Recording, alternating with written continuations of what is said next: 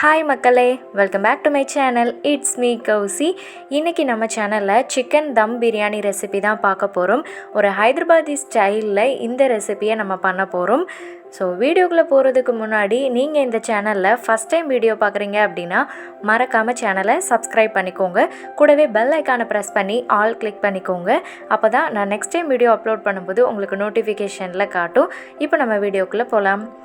First நான் 1/4 கிலோவுக்கு கறி எடுத்துருக்கிறேன். அதில் 2 டீஸ்பூன் அளவுக்கு மிளகாய்த்தூள் ஆட் பண்ணிக்கலாம், சில்லி பவுடர். அதுக்கப்புறமா இதுக்கு ஃப்ளேவருக்காக நான் 2 மிளகாவை இந்த மாதிரி கீரி இதில் ஆட் பண்ணிக்க போகிறேன். 1/2 டீஸ்பூன் அளவுக்கு மல்லித்தூள், கொரியாண்டர் பவுடர் ஆட் பண்ணிக்கலாம். அதுக்கப்புறமா 1/4 டீஸ்பூன் அளவுக்கு பெப்பர் பவுடர், அதே அளவுக்கு சீரகத்தூள், 1/2 டீஸ்பூன் அளவுக்கு நம்ம இப்போது இதில் சிக்கன் மசாலா ஆட் பண்ணிக்க போகிறோம். அப்போ தான் அதோடய ஃப்ளேவர் இருக்கும். இப்போது நம்ம ஆட் பண்ணியிருக்கிற மசாலாவை மட்டும் ஒரு டைம் நல்லா மிக்ஸ் பண்ணி விட்டுக்கலாம். இப்போது இதில் ஒரு லெமனை நம்ம இதில் ஸ்க்யூஸ் பண்ணி விட்டுக்கலாம். அதோட லெமன் ஜூஸ் நம்ம ஆட் பண்ணும்போது அதோட ஃப்ளேவர் இன்னுமே நமக்கு சிக்கனில் என்ரிச்சாக இருக்கும். ஸோ நல்லா ஒரு லெமனை ஸ்க்யூஸ் பண்ணி இதில் ஆட் பண்ணிக்க போகிறோம். ஆட் பண்ணதுக்கு அப்புறமா இதை ஒரு டைம் மிக்ஸ் பண்ணி விட்டுக்கலாம். இப்போது இந்த சிக்கனுக்கு தேவையான அளவுக்கு சால்ட் ஆட் பண்ணிக்க போகிறோம்.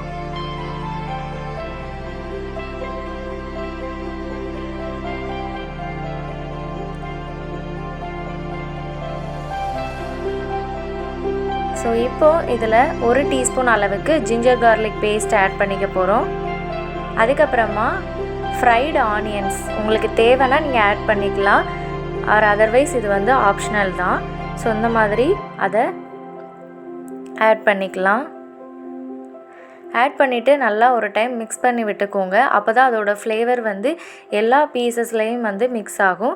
இப்போது இதில் கொரியாண்டர் அண்ட் மின்ட் லீவ்ஸை ஆட் பண்ணிக்கலாம், சின்ன சின்னதாக கட் பண்ணி. கொத்தமல்லி, புதினா இலையை மிக்ஸ் பண்ணதுக்கு அப்புறமா இப்போ இதில் நம்ம 1/2 கப் அளவுக்கு தயிர் ஆட் பண்ணிக்க போகிறோம். ஸோ தயிரோட லம்ஸ் எதுலேயுமே இல்லாத அளவுக்கு நல்லா அந்த சிக்கன் பீசஸில் மேரினேட் ஆகணும். அதனால் நல்லா அந்த லம்ஸ் எல்லாம் கிளியர் ஆகிற வரைக்கும் இதை மிக்ஸ் பண்ணி விட்டுக்கோங்க. இப்போது இதில் 1 டீஸ்பூன் அளவுக்கு பிரியாணி மசாலா ஆட் பண்ணிக்க போகிறோம். அதே அளவுக்கு 1 டீஸ்பூன் அளவுக்கு ரெட் சில்லி பவுடர்னு இருக்கும். ஸோ அதை ஆட் பண்ணிக்க போகிறோம். அப்போ தான் இதோட கலர் இருக்கும். 4 டீஸ்பூன் அளவுக்கு எண்ணெய் ஆட் பண்ணிக்க போகிறோம்.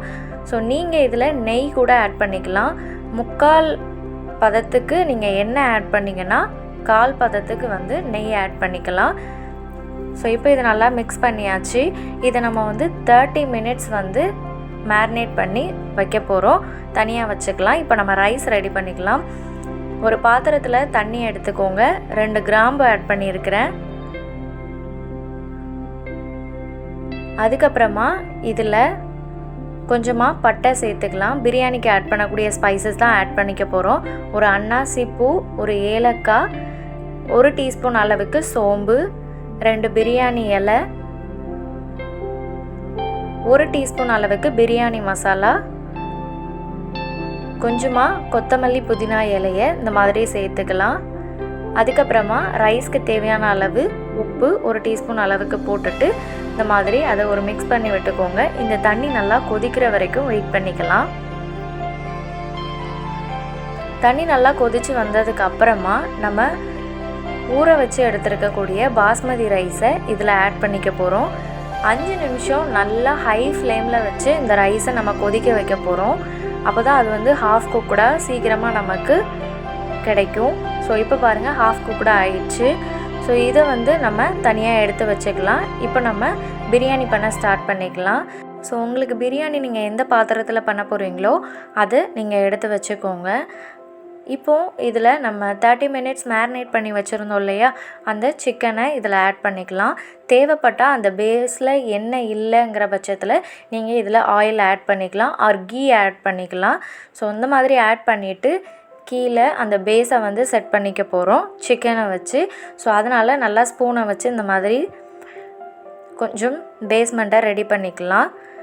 அதுக்கப்புறமா நம்ம இப்போ ரைஸ் ரெடி பண்ணோம் இல்லையா, அதில் வாட்டர் இருந்துச்சு இல்லையா, அந்த ரைஸ் வாட்டரை வந்து இதில் ஆட் பண்ணிக்கலாம். ஒரு 3 டேபிள் ஸ்பூன் அளவுக்கு இதில் ஆட் பண்ணிவிட்டு இப்போ நம்ம வேக வச்சு எடுத்துகிட்ருக்கோம் இல்லையா, அந்த ரைஸை வந்து இதில் செட் பண்ணிக்கலாம். தண்ணி இல்லாமல் செட் பண்ணிக்க போகிறோம்.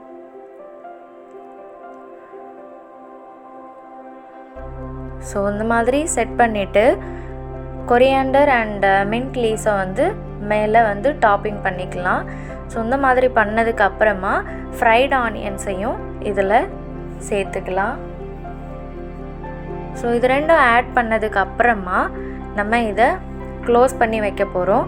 30 மினிட்ஸ் வந்து எந்த ஒரு இன்ட்ரப்ஷனும் இல்லாமல் ஓப்பன் பண்ணாமல் நம்ம இதை வந்து குக் பண்ணி எடுத்துக்க போகிறோம்.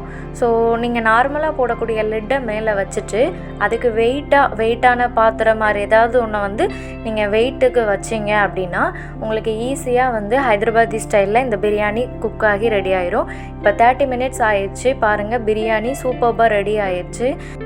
ஸோ நீங்கள் இதை அப்படியே சர்வ் பண்ணனா பண்ணிக்கலாம். ஆர் அதர்வைஸ் வந்து மசாலாவோட மிக்ஸ் ஆகணும் அப்படின்னு நினச்சிங்கன்னா நல்லா ஒரு டைம் மிக்ஸ் பண்ணிவிட்டு நார்மல் பிரியாணி சாப்பிட்ற மாதிரியே சாப்பிட்லாம். இப்போ நீங்கள் இந்த மாதிரியே சர்வ் பண்ணிங்க அப்படின்னா இதுதான் ஹைதராபாத்தி ஸ்டைல் சிக்கன் பிரியாணி. ரொம்பவே வந்து டேஸ்டியான ஒரு ஈஸியான வீட்டிலையே செய்யக்கூடிய ஒரு பிரியாணி ரெடி ஆகிடுச்சு. ஸோ நார்மலாக குக்கரில் பண்ணுறத விட இந்த மாதிரி பண்ணி சாப்பிடும்போது வித்தியாசமாக நம்ம ஹோட்டலில் சாப்பிட்ற மாதிரி ஒரு ஃபீல் இருக்கும். நீங்களும் மறக்காமல் இந்த ரெசிபியை ட்ரை பண்ணிவிட்டு உங்களோட ஃபீட்பேக்கை கமெண்ட் செக்ஷனில் ஷேர் பண்ணுங்கள், சரியா? ஸோ முக்கியமாக don't forget to like, comment, share and subscribe to it's me Kousi channel. Thanks for வாட்சிங்.